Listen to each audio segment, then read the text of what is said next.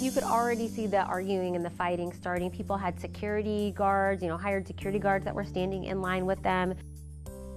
Want to get into the pot biz? Get your paperwork ready. San Diego is about to start taking applications for those coveted permits.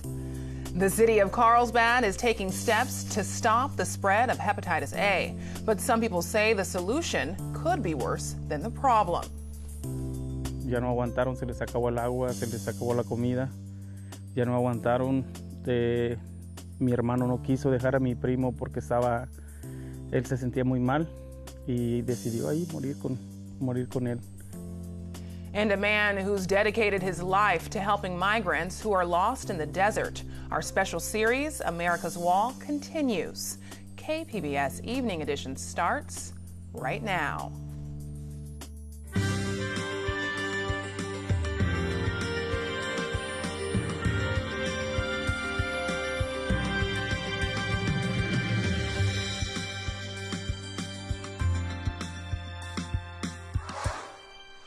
Good evening, and thanks for joining us. I'm Ebony Monet. Starting tomorrow, the city of San Diego will begin accepting applications to open marijuana production facilities. Those are the so-called supply chain businesses that grow, process, test, and distribute cannabis before it's sold to consumers. There are only so many permits for these businesses available, and as KPBS Metro reporter Andrew Bowen explains, competition is fierce.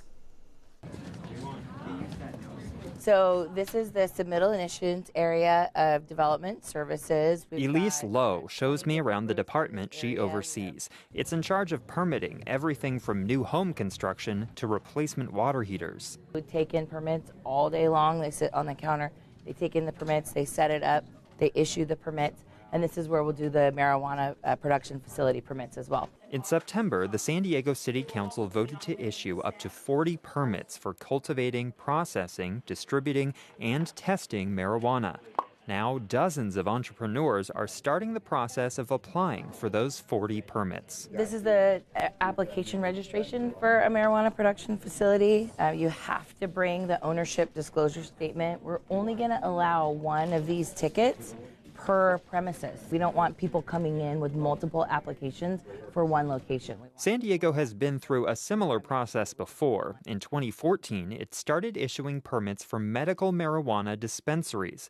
Those permits are a lot more scarce. Only 4 are allowed per city council district. Looking back to 2014. Kimberly Sims is an attorney in the cannabis industry. She says people were literally camped outside the Development Services Department, hoping to get their application in first. People had their tents out. They had their snacks. It was, and you could already see the arguing and the fighting starting. People had security guards, hired security guards that were standing in line with them. I'm glad that we've come up with a different way. This time around, the city is giving out appointments through a randomized lottery. Applicants who meet the minimum zoning requirements and have the permission of the property owner to set up a cannabis business are guaranteed an appointment time tomorrow. I think it certainly is a more organized method, and I think it creates a little bit more fairness as well in the process, and we don't have to worry about people lining up and then SDPD coming and saying, no, you can't line up yet. Everybody moves, and then it's a different order than it was before. So I think at least it's more streamlined, and arguably it's much more fair. Lowe says that's exactly what the city is going for. So the city's goal is absolutely the most fair and equitable process as possible. We want to ensure consistency throughout the applications. We don't want any applicants to get an unfair or a perceived unfair advantage over another. That's our number one goal. The permitting process for marijuana supply chain businesses may be less chaotic than the one for marijuana dispensaries, but given the tight restrictions on where these businesses can be and the huge potential for money in the newly legal cannabis market, things are still likely to be very competitive. Lowe says it's fierce. I have even heard of an instance where someone went as far as to specifically open a child care business near a competitor so that they could bump that person out of the market and then they would be next in line. I've heard lots of conspiracy theories, but I've seen quite a few things happen. It's a very, very interesting process because of how competitive it is. I've never seen anything like it. Sales of recreational cannabis become legal on January 1st, But the permitting process for cannabis businesses in San Diego can take up to a year, sometimes longer. So while pot shops may be open for business next year, it could still take them months to find enough legally produced cannabis products to keep their shelves stocked. Andrew Bowen, KPBS News. Carlsbad is taking steps to curb the hepatitis A outbreak. City leaders are making portable bathrooms and hand-washing stations available in city parks 24/7. Starting this week, they'll be available from 10 at night to 8 in the morning. Normally, that's when parks are closed. On Tuesday, Carlsbad City Council members passed an urgency ordinance to change that. They say it will provide constant access to clean facilities during the Hep A outbreak, but people living near the parks are worried. Opening up the parks 24 hours is not going to do anything cause problems. You're just inviting more problems, and I see it personally because I live across the street from the park. Lawmakers say people are still not allowed to congregate or sleep in the parks overnight. The Carlsbad Police Department says they will run extra patrols during the extended hours. San Diego County is seeing a spike in flu cases. New numbers from County Health and Human Services shows 445 confirmed cases so far this season. That's nearly 4 times what the county has seen in recent years. Health officials haven't given a reason for the spike. They're encouraging flu shots for anyone 6 months or older. San Diego clean water advocates are disappointed that a San Diego supervisor is pushing to build a county park in the Tijuana River Valley instead of helping fund anti-pollution projects. KPBS environment reporter Eric Anderson has the story. At issue is just over $2 million in state money that was sitting unused in a state parks bond fund. Assemblymember Todd Gloria and State Senator Ben Hueso introduced legislation earlier this year to use that money to help address the region's cross-border pollution problem. Gloria spoke to KPBS back in May as the region was getting a grip on massive sewage flows moving through the valley. It's a lovely idea to use those dollars for picnic tables and shade structures, but those are of no use if you can actually access the beach. So I would like to see some ability to really sort of study what we can do on this side of the border to create the kinds of capture facilities that can clean this water, or perhaps even return it to Mexico, because what we have currently on the infrastructure is insufficient. The legislation passed and was signed by the governor. About $500,000 was earmarked for studies. Clean water advocates wrote County Supervisor Greg Cox when they discovered the money that remained might not be helping with pollution issues. Cox wrote back that state voters approved the money for parks projects. This money belongs to the people of San Diego County for legally designated specific uses, Cox wrote in that letter. Therefore, it's not appropriate to spend the $1.6 million of parks enhancement money on international environmental pollution projects. The letter continued, "That is something the federal government must address, and we must work together to make that happen." Cox said that no one is more frustrated about the cross-border sewage issue than he is, but he said in that letter that it is the federal government's problem to fix. That doesn't sit well with Wild Coast's Paloma Aguirre. She says that's not what the state lawmakers intended when they introduced the bill, and there's a lot of good that can be done with that money. We'd rather have actual infrastructure to address the water quality. Capture basins. We need capture basins in the main Tijuana Channel. We need capture basins in Yogurt Canyon because there's an ongoing flow of water that impedes access to state parks land. There's a number of things that he could be doing. He could be doing, in our opinion, a lot more. State water quality officials are studying the pollution situation as they search for practical options that could help keep local beaches clean. And Imperial Beach is working with other municipalities and the Port of San Diego on a legal challenge aimed at compelling the federal government to fix the pollution issue. Eric Anderson, KPBS News. Authorities in Northern California have confirmed today that a 5th person died in yesterday's shooting outside Redding. The sheriff's office says the shooter's wife was found dead inside their home. 4 other people were killed in yesterday's attack. 10 were wounded, including a child who was shot at an elementary school. Officials say the quick action of workers there saved the lives of other students. There was a series of gunshots about a quarter mile away that alerted that staff, and they went on an immediate lockdown without having to be told to do so by law enforcement.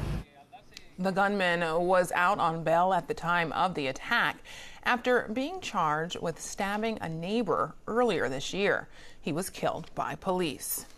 Earlier this year, San Diego Unified School Board President Richard Barrera hinted there would be a 2018 ballot initiative on school funding. KPBS education reporter Megan Burke says he gave more details Tuesday on at least one future measure. Barrera this week applauded several San Diego nonprofits that are mobilizing around a campaign to, quote, end the commercial property tax loophole. Under Proposition 13, property taxes are tied to the property value assessed at the time of purchase. Advocates say that means many large commercial businesses are paying very little into state coffers and schools are suffering.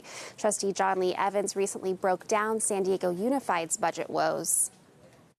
It's a $59 million shortfall for the status quo, but we already calculated a couple of years ago that it's a $350 million shortfall in terms if we actually had the adequate number of teachers, counselors, nurses, librarians, and all the programs that we need. The local organizations are part of a grassroots effort to bring the matter to the ballot in 2018 or 2020. The change has long been eyed as a shot in the arm for school budgets, but many consider it unfriendly to business. Megan Burks, KPBS News. Suicide prevention barriers on the Coronado Bridge will be the focus of a public meeting tonight. Caltrans is holding informational sessions to update the community on ongoing feasibility study on the deterrent system it's considering. Tonight's meeting is taking place at the Cesar Chavez campus of San Diego Community College. It goes until 7 o'clock. A win in court for a sanctuary city. Philadelphia will not be blocked from receiving federal grant money. More than $1 million was at stake. The Justice Department argued Philadelphia's sanctuary status undermines public safety, citing a rise in the homicide rate. Other cities have been pressured in similar ways over the lack of cooperation with federal authorities on immigration. Free to Thrive is a new San Diego nonprofit offering no-cost legal services to survivors of human trafficking. In 2015, local researchers estimated there are up to 11,000 sex trafficking survivors in San Diego County each year. That does not include victims of labor trafficking. Thrive president and managing attorney Jamie Quint says Thrive helps these survivors move forward. Helping them clear their criminal records really is about giving those individuals a fresh start and getting them out of that life so they don't continue to be exploited by their traffickers. You know, having a criminal record prevents them from getting jobs, completing their education, sometimes reunifying with their children. Free to Thrive launched this spring, and Quint says more pro bono attorneys are needed. This week, we're taking a special look to the South in a series we're calling America's Wall. It's a look at people whose lives revolve around the existing U.S. Mexico border. Today, KPBS investigative reporter Jean Guerrero brings us a story of a Fallbrook farm worker who searches for migrants who've gone missing while crossing into the U.S. illegally. We want to warn you, the video contains graphic images.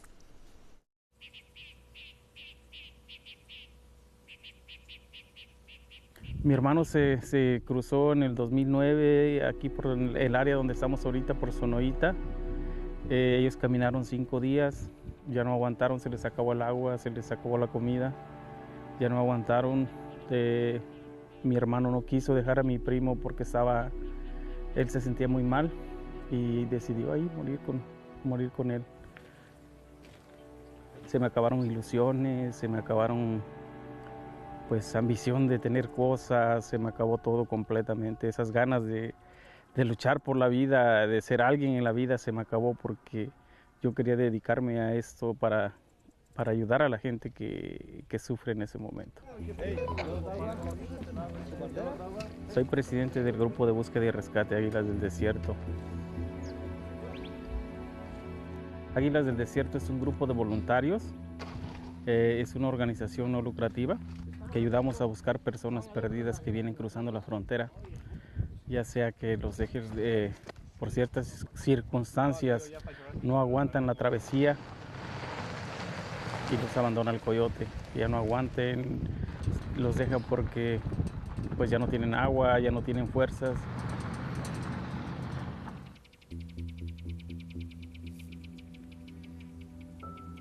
Los calores son exageradamente altos. Un poquito más al norte nosotros encontramos en una búsqueda, encontramos 3 cuerpos. A la siguiente búsqueda, en una sola búsqueda, encontramos 8 cuerpos. Estas personas que necesitan ayuda o estos cuerpos, Padre mío. Cuando recibo una llamada de una madre suplicándome, llorando, que está perdido su hijo, que está perdido su esposo, híjoles, se me parte el alma y digo, pues tengo que seguir porque si no lo hago yo, ¿quién lo va a hacer? Amén, amén. Cuando empezaron a construir el muro, pues antes la migración estaba más en el lado de California, se cruzaba mucha gente de ese lado y empezaron a construir el muro y pues fue una estrategia porque le fueron cerrando el paso, les fueron cerrando, los fueron arrimando a lugares más peligrosos. Another gallon. Incrementó bastante la muerte de los migrantes cruzando la frontera. Estados Unidos, con sus políticas que ha impuesto, ¿cuántas vidas ha cobrado? El muro, pues para mí es una manera de discriminación, de decir tú eres inferior que yo, aquí trazo mi línea. And we're gonna build a wall. We're gonna build a wall. Si va a construir el muro, va a ser un poco más difícil de que crucen la frontera, pero les va a poner ahora sí la travesía más difícil y van a seguir muriendo. No debe por qué existir alguna frontera, todos somos humanos, todos somos iguales. Parte del grupo ubicaron un lugar donde llegaba mucho el olor a descompuesto. Se pusieron a buscar y encontraron la mancha de grasa donde supuestamente murió una persona. Yo pienso que el forense ya lo levantó, pero dejó mucha evidencia ahí, pertenencias de la persona que murió ahí. Una carta, según dicen que una carta de despedida y otros documentos que vamos a mirar ahorita para ya ver de quién pertenecía y nosotros poder hacer algo por esa persona para que lo identifiquen. ¿Habían visto estas identificaciones de aquí? República del Salvador. Te amo tanto, Francisco, mi amor. Para usted, mi cielo, me hace falta tanto. Te digo la mera verdad, yo siento miedo y respeto a la vez al desierto, porque es inmenso que te puede devorar en cuestión de horas. Miras los cactus cuando son pequeños o las biznagas, sus florecitas rojas muy bonitas, y me pongo a pensar cómo un lugar tan feo, tan desértico, tan seco pueda dar estas flores tan hermosas. Yo trabajo en la agricultura, yo trabajo regando ranchos de aguacates, entonces yo trabajo de esa manera, yo me gano el pan de cada día para mi familia. No tenemos dinero, no tenemos poder, pero tenemos esos valores. Humildad, bondad. El grupo de nosotros Águilas del Desierto va a pasar a ser parte de la historia. Cuando hubo un muro, cuando hubo una división, había un grupo de voluntarios que iban a buscar personas perdidas. America's Wall is a collaboration with inewsource, an independent nonprofit partner of KPBS. Tomorrow we'll hear from a Border Patrol agent as well as a North County mother who travels to Tijuana so her children can see their deported father. You know, when I see the wall, I feel like it's that one dividing line that keeps us from being a complete family, from keeping us from being normal. We don't have fences or borders because we dislike the people on the other side of it. We have fences and borders because we love the people that are on this side of it. For the full series on America's Wall, head to our website, kpbs.org, or go to inewsource.org. Seasonal autumn conditions in San Diego, and we may see some showers. Erin Calandra has more on the timing of that system in tonight's forecast. Hopefully you had a nice day today here in San Diego County. We do see a couple of clouds here on our satellite and our radar, but no rain in the forecast. We will see some rain in the next couple of days. Nothing major, just a couple sprinkles in places. To the north of us, it's a mess. We're seeing some downpours in San Francisco today. Certainly some flooding concerns in this region. If you're flying into San Francisco today, you should definitely expect some delays. Tonight, 60 degrees here in San Diego, partly cloudy skies, and that's how it's going to be across the region. Very average. San Diego 60, Poway 56, and Oceanside 49 degrees. A couple of clouds.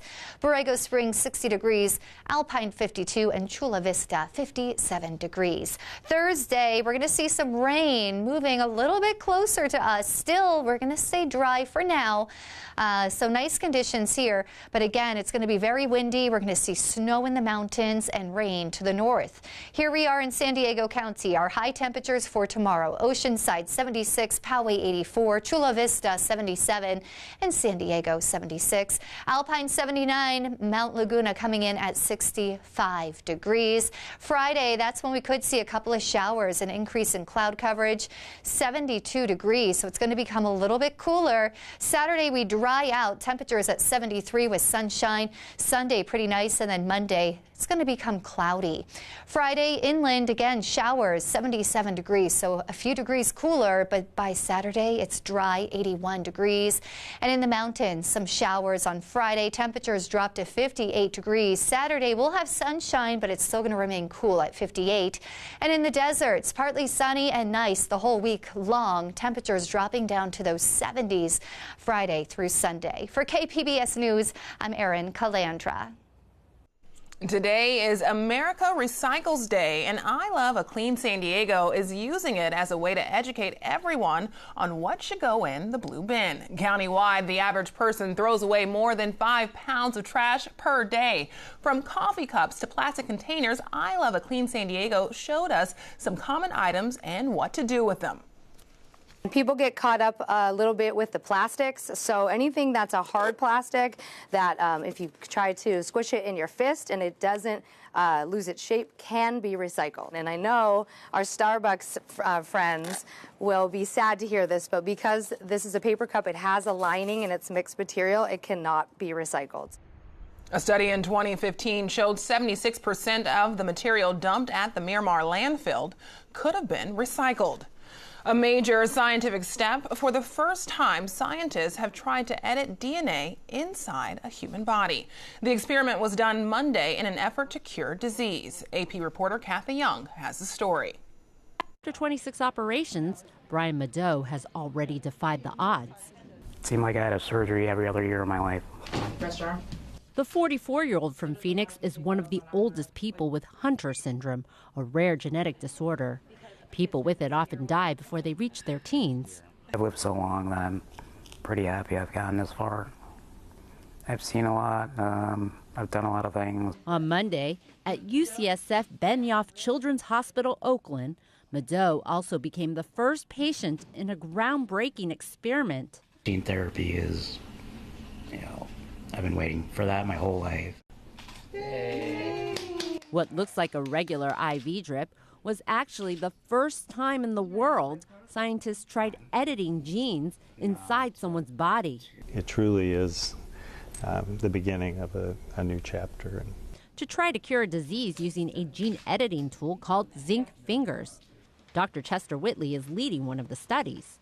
In the case of this gene editing technology, the idea of a zinc finger being a GPS-like recognition system is being exploited. People with Hunter syndrome and similar metabolic diseases lack an enzyme needed to break down certain carbohydrates. This causes damage to many parts of the body. The therapy has 3 parts: the new gene and 2 proteins called zinc fingers. DNA instructions for each part are put into disabled viruses that carry them into liver cells. You have to think of them like fingers and parts of hands. So the 2 hands come together, and where they join precisely on the DNA, they make a simple cut in the DNA, and the gene is dropped in. Sangamo Therapeutics makes the treatment. The company plans to test this gene editing in adults with some metabolic diseases and hemophilia. Our ultimate goal is to get into children and as young as possible so as they don't suffer any of the consequences of the disease as they get older and older. The treatment is aimed as a one-time fix. The changes are permanent and the risks can't fully be known. But Dr. Howard Kaufman, a scientist on the panel at the National Institutes of Health, which approved the experiment, says good protections are in place. I think that we are doing a good job of providing the oversight to make sure that there are not unexpected or unmanageable side effects and that we keep all our patients and society safe. Doctors won't know for at least a month whether Mado's gene editing worked. Because he's older and already has damage from the disease, the therapy may not do him as much good. But he and his fiancée, a nurse he met during an earlier hospital stay, hope this can help future patients. You're really putting yourself out there for the benefit of others, and a lot of those others don't even realize that you're doing this. A medical pioneer hoping to again defy the odds. Kathy Young, Associated Press. You can find tonight's stories on our website, kpbs.org/evening edition. Thanks for joining us. Have a great night.